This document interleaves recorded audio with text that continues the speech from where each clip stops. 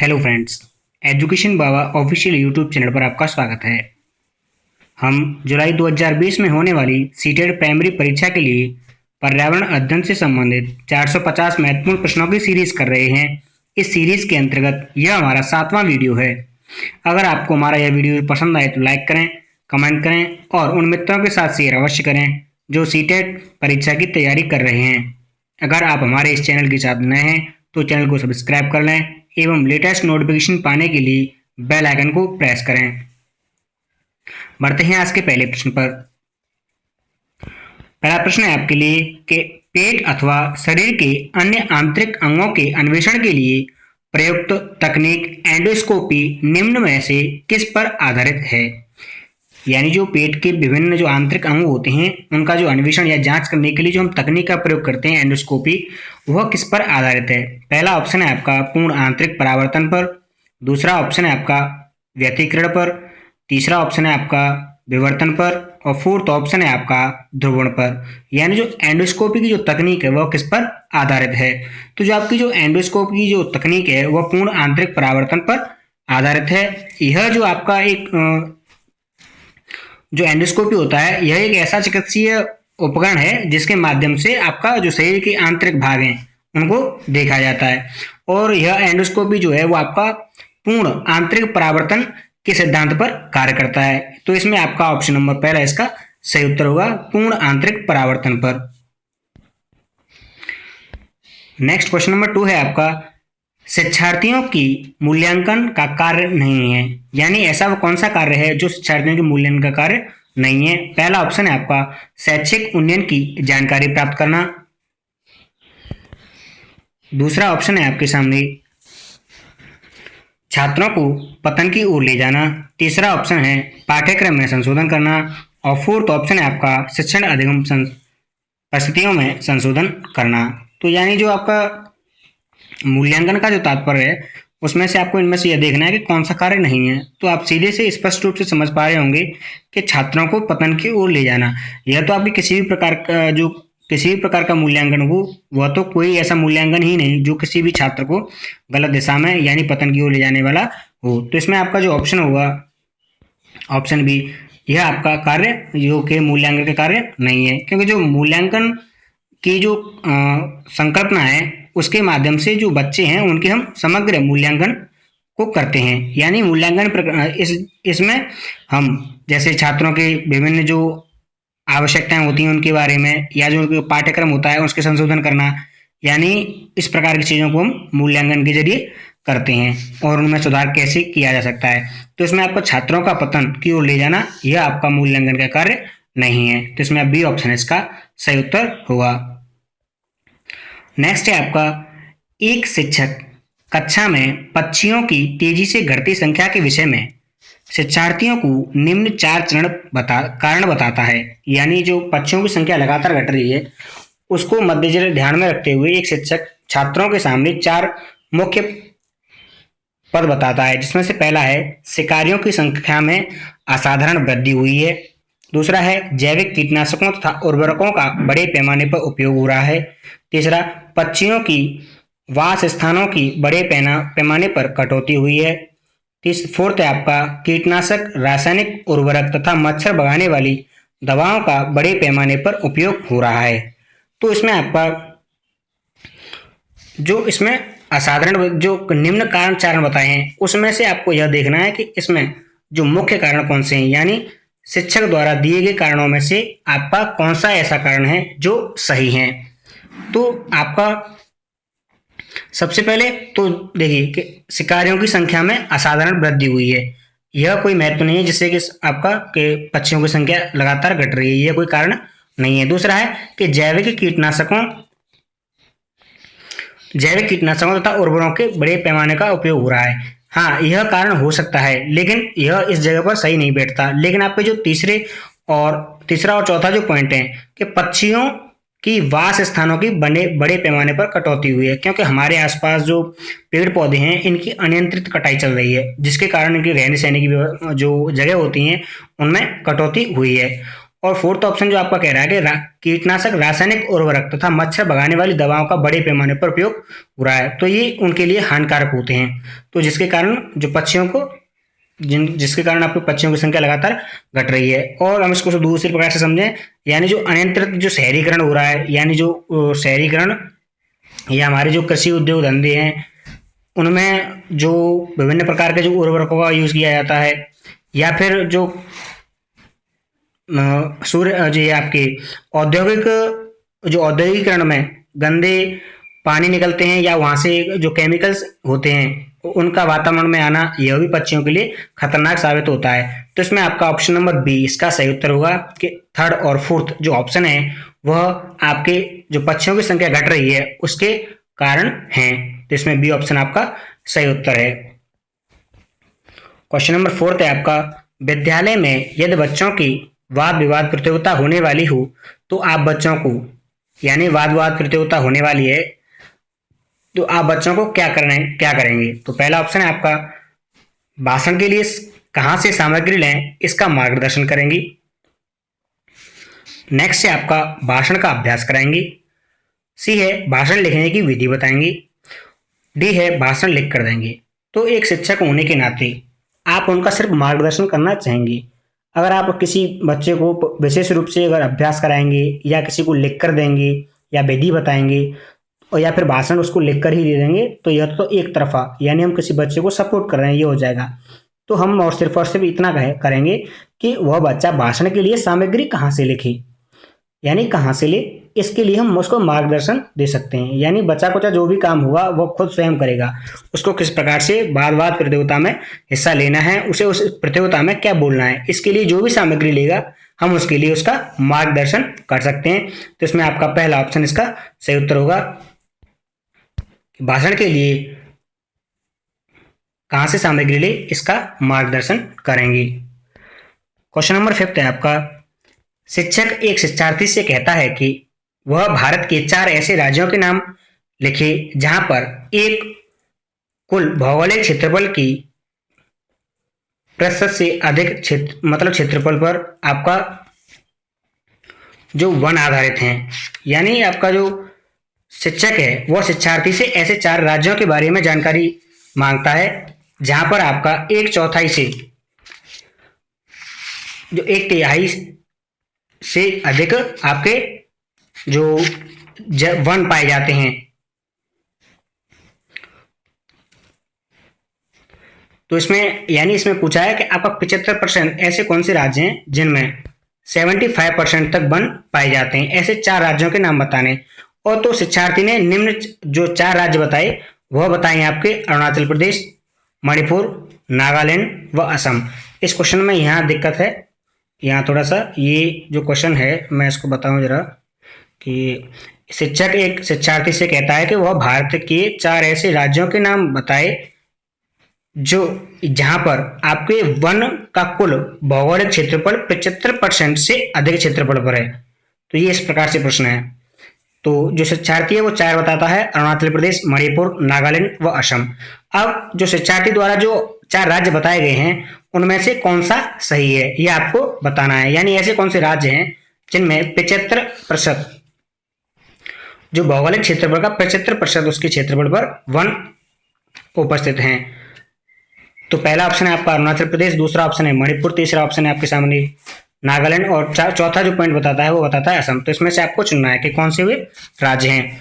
तो जो आपके 4 जो प्रमुख राज्य बताए हैं इनमें से आपका अरुणाचल प्रदेश, मणिपुर, नागालैंड और असम, ये चारों ही राज्य ऐसे हैं जिनमें आपके जो वन का जो क्षेत्रफल है वह आपका 75% के आसपास ठहरता है। यानी मैं यहाँ बताना चाहूँगा जो आपका अरुणाचल प्रदेश है, अरुणाचल प्रदेश में लगभग 81% और आपका जो नागालैंड है, नागालैंड में भी शायद 79% के आसपास आपके वन पाए जाते हैं। तो इसमें ध्यान रखने वाला बात है कि जो आपके चारों जो राज्य हैं वो 4 ऐसे राज्य हैं जिनमें आपका 75% से अधिक वन पाए जाते हैं। क्वेश्चन नंबर 6 है आपका, देश की बढ़ती जनसंख्या के कारण होने वाली भीड़ भाड़ पर नियंत्रण रखने के लिए कौन सा तरीका अधिक सही है? यानी जो भीड़ भाड़ बढ़ रही है, जो जनसंख्या में लगातार तीव्र वृद्धि हो रही है, उस पर भीड़ भाड़ पर नियंत्रण करना है। तो उसमें से कौन सा जो एक उपाय है या तरीका है वो अधिक सही है? फ्लाईओवर बनाना, यातायात संबंधी नियम बनाना, राजमार्गों को चौड़ा करना, या फिर आपका उपरोक्त सभी।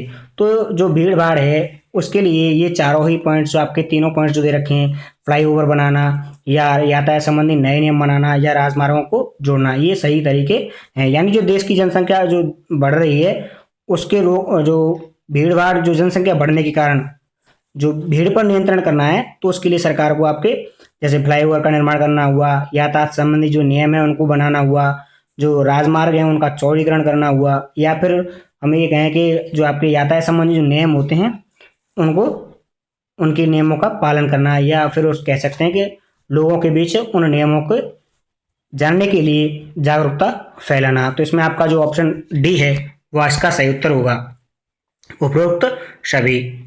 नेक्स्ट क्वेश्चन है आपका, वह पेड़ जिसकी जड़ें उसकी शाखाओं से विकसित होती हैं। यानी वह ऐसा कौन सा पेड़ है जो जिसकी शाखाएं, जिसकी जड़ें उसकी शाखाओं से विकसित होती हैं। पहला ऑप्शन है आपका बरगद का पेड़, दूसरा ऑप्शन है रेगिस्तानी बलूत, तीसरा ऑप्शन है खजूर, और डी ऑप्शन है आपका नीम का पेड़। तो इसमें ऐसा कौन सा पेड़ है जिसकी जो शाखाओं से जड़ निकलती हैं? तो जो आपको बरगद का पेड़ देखा होगा आपने कि जो बरगद का पेड़ होता है उसकी शाखाओं से, वहां से आपकी जड़ें निकलती हैं। यानी जो जो आपका बरगद होता है इसके पेड़ में जड़ें जो होती हैं वह इसकी शाखाओं से निकलती हैं, और इन जड़ों को हम अवलंब जड़ भी कहते हैं। ठीक है, तो इसमें हमें ध्यान रखना है कि ये जो जड़ें शाखाएं से निकलती हैं, हम वे उन जड़ों को हम अवलंब जड़ें भी कहते हैं। तो इसमें आपका ऑप्शन नंबर पहला इसका सही उत्तर होगा। नेक्स्ट क्वेश्चन है आपका, विटामिन के लिए कौन सा कथन सत्य है? यानी जो विटामिन होती हैं उनमें इन चारों ऑप्शंस में से कौन सा ऑप्शन आपका सही है? फिर शरीर के विकास करने वाले भोजन हैं। दूसरा, शरीर को इनकी कम मात्रा में जरूरत होती है। वे पूरे दिन काम करने के लिए ऊर्जा प्रदान करते हैं। और डी ऑप्शन है, वे हमारे उपापचय दर को बढ़ाते हैं जिससे हमारा वजन कम होता है। तो इसमें आपकी जो विटामिन होती हैं इनके जो हमारा शरीर है इसको जो जरूरत होती है थोड़ी थोड़ी मात्रा में, यानी शरीर को इनकी कम मात्रा में जरूरत होती है। यानी जो विटामिन होती हैं या खनिज लवण जो होते हैं ये आपके सुरक्षात्मक भोजन पदार्थ इनको कहा जाता है। यानी ये ऐसे विटामिन और खनिज होते हैं जो हमें बीमारियों से बचाते हैं। इसके साथ साथ ये हमारे शरीर का निर्माण करने वाले भोजन नहीं है, यानी ये कोई विशेष प्रभाव नहीं डालते, लेकिन इनकी हमारे शरीर में मात्रा महत्व रखती है। और अगर इसकी विटामिन की हमारे शरीर में कमी होती है तो ये हमारे शरीर में बीमारियां भी उत्पन्न कर देती हैं। तो आपके जो विटामिन के लिए जो कौन सा कथन सत्य है, तो इसमें आपका बी ऑप्शन इसका सही उत्तर होगा कि शरीर की इनकी कम मात्रा में जरूरत होती है, यानी अल्प मात्रा में जरूरत होती है, जरूरत तो होती है। क्वेश्चन नंबर 9 है आपका, कुछ विद्यार्थियों ने भोजन के नमूने पर भोजन परीक्षण करते हुए देखा कि उस भोजन पर आयोडीन डालने के बाद उसका रंग नीला हो गया। भोजन पदार्थ हो सकता है, यानी कोई एक भोजन था उस पर प्रयोग करते समय बच्चों ने पाया आयोडीन डालने के बाद कि उसका रंग नीला हो जाता है। तो वो जो भोज्य पदार्थ है वह कौन सा है? तो पहला ऑप्शन है आपका वह मटर है, दूसरा ऑप्शन है आपका वह आपका बादाम है, या उबले हुए चावल हैं, या फिर वो मूंगफली है। तो इसमें आपका सी ऑप्शन जो उबले हुए चावल, यानी जो उबले हुए चावल हैं अगर हम उन पर आयोडीन डालेंगे तो जो उनका रंग होगा आयोडीन डालने के बाद उनका रंग नीला पड़ जाएगा। तो इसमें आपका ऑप्शन नंबर सी इसका सही उत्तर होगा कि जब विद्यार्थी जो उबले हुए चावलों पर आयोडीन वगैरह डालेंगे तो उसका रंग नीला पड़ जाएगा। नेक्स्ट क्वेश्चन है क्वेश्चन नंबर 10 था आपका, समुद्र में रहने वाले जीव सांस लेने के लिए किस गैस का प्रयोग करते हैं? यानी जो कौन सी गैस होती है जो समुद्र में रहने वाले जीव उसका प्रयोग करते हैं? तो पहला ऑप्शन है जल से प्राप्त हाइड्रोजन होती है, दूसरा है आपका जल में घुलित जो ऑक्सीजन होती है, नेक्स्ट है आपका पौधों से प्राप्त कार्बन डाइऑक्साइड, और तीसरा है इनमें से कोई नहीं। तो जो आपके समुद्री जीव होते हैं, समुद्री जीव आपके जो जल में जितनी भी घुलित ऑक्सीजन होती है, क्योंकि जो आपका जल है वह भी ऑक्सीजन और हाइड्रोजन का मिक्सचर होता है। तो जो जल में घुलित आपकी ऑक्सीजन होती है उसका वह सांस लेने के लिए उपयोग करते हैं। तो इसमें आपका ऑप्शन नंबर बी इसका सही उत्तर होगा, जल में घुलित ऑक्सीजन का यूज करते हैं। क्वेश्चन नंबर 11 है आपका, बच्चों में वयस्कों की अपेक्षा अधिक कैल्शियम की आवश्यकता होती है क्योंकि, यानी जो बच्चे हैं बच्चों में जो कैल्शियम की मात्रा की आवश्यकता होती है वो वयस्कों से अधिक होती है। तो इसका कारण क्या है? पहला ऑप्शन है बच्चों में कैल्शियम नहीं पाया जाता है। दूसरा, बच्चे कैल्शियम युक्त पदार्थों को आसानी से पचा नहीं सकते। तीसरा, बच्चों की निरंतर वृद्धि होती रहती है। और डी है आपका उपरोक्त सभी। तो जो बच्चों में वयस्कों से अधिक जो कैल्शियम की आवश्यकता इसलिए होती है जिससे कि बच्चों की जो वृद्धि हो रही है, यानी कि उसमें जो विकास हो रहा है वह निरंतर गति से अविरत चलता रहे, इसलिए जो आपका कैल्शियम होता है वह बच्चों के लिए आवश्यक होता है। तो इसमें आपका ऑप्शन नंबर सी इसका सही उत्तर होगा कि बच्चों की निरंतर वृद्धि के लिए हमें आपके कैल्शियम की आवश्यकता होती है। जो बच्चों के शरीर में आपके जो दांत हुए और जो हड्डियां होती हैं उनको मजबूत बनाने के लिए, यानी जो आपकी कैल्शियम का एक महत्वपूर्ण योगदान होता है। क्वेश्चन नंबर 12 है आपका, एक विद्यार्थी के पूर्व ज्ञान को पढ़ाई जाने वाली नई अवधारणा के साथ जोड़ने का उद्देश्य है। यानी बच्चे को पूर्व ज्ञान है और उसको हम किसी नई अवधारणा के साथ जोड़ें तो इसका क्या उद्देश्य है? ऑप्शन है और अधिक ज्ञान की चर्चा करना। नेक्स्ट है आपका विद्यार्थियों की व्यक्तिगत विभिन्नता को समझना। तीसरा ऑप्शन है आपका अधिगम स्थानांतरण और अधिक आसान बनाना, यानी जो अधिगम स्थानांतरण है और इसको आसान बनाया जाए। नेक्स्ट है आपका अधिगमकर्ता की स्वतंत्रता को बढ़ावा देना। तो जो आपका विद्यार्थी का जो पूर्व ज्ञान होता है उसको नए ज्ञान से जोड़ना, यह आपका जो शिक्षक होता है, शिक्षक इसके द्वारा जो अधिगम उसने पूर्व में प्राप्त किया है उसको नए ज्ञान से जोड़ना। तो इसका तात्पर्य जो होता है वो आपका अधिगम के स्थानांतरण को और अधिक आसान बनाना, जिससे जैसे हम कह सकते हैं कि जो बच्चा होता है वह पूर्व ज्ञान के आधार पर नए ज्ञान का सृजन करता है। तो इसमें आपका ऑप्शन नंबर सी इसका सही उत्तर होगा कि अधिगम के स्थानांतरण को अधिक और आसान बनाना।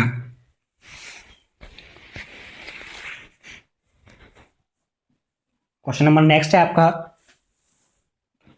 यातायात, भूमिगत सुरंगों एवं गैराजों द्वारा स्वास्थ्य के लिए हानिकारक कौन सी गैस वायुमंडल में सर्वाधिक प्रदूषण फैलाती है? यानी जो यातायात होते हैं, यातायात के जो साधन हैं या भूमिगत सुरंगें होती हैं या गैराज जो होते हैं उनमें ऐसी कौन सी गैस होती है जो आपके लिए सबसे अधिक खतरनाक होती है? तो पहला ऑप्शन है आपका ओजोन, दूसरा ऑप्शन है आपका सल्फर डाइऑक्साइड, तीसरा ऑप्शन है आपका कार्बन डाई मोनोऑक्साइड और फोर्थ ऑप्शन है आपका कार्बन डाइऑक्साइड। तो इसमें जो सबसे अत्यंत हानिकारक जो गैस होती है वो आपकी भूमिगत सुरंगें हुई या जो गैराज होते हैं उनमें, या फिर जो आपके यातायात वाले जो साधन होते हैं उनसे जो निकलने वाला धुआं होता है उसमें आपकी कार्बन मोनोऑक्साइड जो गैस होती है वो सबसे अधिक जो हानिकारक गैस होती है वो आती है। तो ये आपकी जितने भी आपके यातायात के साधन हुए, भूमिगत सुरंगें हुई या गैराज हुआ, इनमें जो होता है वो आपकी कार्बन डाई मोनोऑक्साइड होती है। जो आपकी जो सबसे अधिक जो कार्बन डाई मोनोऑक्साइड है, कार्बन मोनोऑक्साइड, यह सबसे अधिक जो आपको प्रभावित करती है यह आपकी ओजोन की परत को प्रभावित करती है। तो इसमें जब ओजोन की परत पर ये प्रभाव डालेगी तो इस ओजोन की परत का हमारे स्वास्थ्य से भी लेना देना है, तो इसलिए वह आपके स्वास्थ्य को भी प्रभावित करेगी। तो इसमें आपका सी ऑप्शन इसका सही उत्तर होगा कि जो कार्बन मोनोऑक्साइड है वह यातायात, भूमिगत सुरंगों एवं जो गैराज होते हैं उनमें अधिक मात्रा में ये सर्वाधिक प्रदूषण फैलाती है। नेक्स्ट क्वेश्चन है आपका, घरेलू पशु जो जुगाली करते हैं वह कौन सी प्रदूषक गैस छोड़ते हैं? यानी आपने देखा होगा कि जो गाय भैंस जो भी जानवर होते हैं वह अपना जो भी भोजन वगैरह लेते हैं उसको करने के बाद जब आपने देखा हो बैठे हो खड़े हो तो वो जुगाली करते हैं, जिसे हम उगार भी कहते हैं। तो उस प्रकार जब वो कर रहे होते हैं तो उस समय वो कौन सी गैस छोड़ते हैं? तो पहला ऑप्शन है आपका कार्बन डाइऑक्साइड, दूसरा मैथेन है, तीसरा नाइट्रोजन डाइऑक्साइड है और फोर्थ है आपका कार्बन मोनोऑक्साइड। तो जो पशु हैं, जो हमारे घरेलू पशु होते हैं, वो जो पशु निगलने के बाद उसी भोजन को जो पचाने के लिए जो जुगाड़ी करते हैं जिससे कि आपका मैथेन गैस निकलती है जो कि आपकी प्रदूषक गैस होती है। तो इसमें आपका बी ऑप्शन इसका सही उत्तर होगा। क्वेश्चन नंबर 15 है आपका, विटामिन ऐसे पदार्थ होते हैं जो हमारी उपापचय दर बढ़ाकर भार में कमी लाते हैं। नेक्स्ट है आपका, स्वस्थ रहने के लिए दवाई के रूप में लिए जाते हैं। सी ऑप्शन है आपका, पेशियों का विकास करके हमें ताकतवर बनाते हैं। और डी ऑप्शन है आपका, हीनता जन्य रोगों से बचाव के लिए थोड़ी मात्रा में आवश्यक हैं। तो जो विटामिन, जो हम इससे पहले भी प्रश्न आया था कि जो विटामिन होते हैं वो हमारे शरीर के लिए किस प्रकार से उपयोगी होते हैं, तो इनकी हमें थोड़ी मात्रा में जरूरत होती है। तो ठीक, इसमें आपका विकल्प नंबर डी यानी ऑप्शन नंबर जो डी है वो इसका सही उत्तर होगा कि जो हीनताजन्य रोगों से बचाव के लिए थोड़ी मात्रा में हमारे शरीर के लिए आवश्यक होते हैं। जैसे कि आपके जो घेंगा रोग हो गया, रतौंधी रोग हो गया, तो या स्कर्वी रोग होता है, तो इनमें आपके जो विभिन्न विटामिन जो होती हैं ABCD यह आपके रोगों से लड़ने में मदद करती हैं। तो इसमें आपका ऑप्शन नंबर डी इसका सही उत्तर होगा। नेक्स्ट क्वेश्चन है क्वेश्चन नंबर 16 था आपका, कि मापन प्रक्रिया से संबंधित निम्न कथनों को पढ़ें। मापन प्रक्रिया से संबंधित कुछ कथन दे रखे हैं, उनको आपको पढ़ना है। उसके बाद आप कथनों के बाद निष्कर्ष निकालना है कि कौन सा कथन आपके प्राथमिक स्तर पर पर्यावरण के अध्ययन के जो संकल्पनात्मक मूल्यांकन के संदर्भ में सही है। पहला, अधिगम का मापन। दूसरा है आपका बालक की उन्नति पर विचार। उसके बाद है आपका कि अधिगमकर्ता की अधिगम को बढ़ाना। और फोर्थ है आपका एक व्यापक मूल्यांकन। तो इसमें आपको बताना है कि निम्न कथनों में से कौन से कथन प्राथमिक स्तर पर पर्यावरण अध्ययन में संकलनात्मक मूल्यांकन के संदर्भ में सही है, यानी जो स्ट्रक्चरल जो आपका एवोल्यूशन होगा उसके संबंध में सही है। तो देखिए, जो बच्चे का मापन होता है यानी जो अधिगम का मापन होता है, एक तो यह आपका, और दूसरा होगा आपका कि बालक की उन्नति पर विचार, यानी बालक की उन्नति को किस प्रकार से बढ़ाया जा सकता है इस पर विचार, और एक व्यापक मूल्यांकन जो आपका फोर्थ पॉइंट है। ये तीनों ही आपके जो प्राथमिक स्तर पर जो पर्यावरण अध्ययन में संकल्पनात्मक मूल्यांकन होता है इसके संदर्भ में आपके सही उत्तर हैं। तो इसमें आपका ऑप्शन नंबर ए इसका सही उत्तर होगा।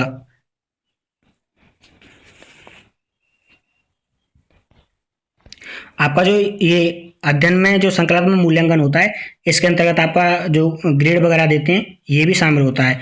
और इसमें क्या होता है कि जो आपके बच्चों के जो माता पिता मतलब माता पिता जो होते हैं वह विद्यार्थियों और दूसरे प्राधिकारियों के सम्मुख जो भी चीज़ें होती हैं अपनों उनको रखते हैं, और जिससे कि अगर कोई बच्चे को दिक्कत आ रही है तो वह पेरेंट्स को पता हो और पेरेंट्स के माध्यम से और शिक्षक के माध्यम से उन समस्याओं को हल किया जा सके। तो इसमें आपके इस प्रकार के बच्चे की जिस प्रकार से भी एक शिक्षक और अभिभावक मिलकर काम कर सकते हैं उस पर ध्यान दिया जाता है। तो इसमें आपका पहला विकल्प सही था।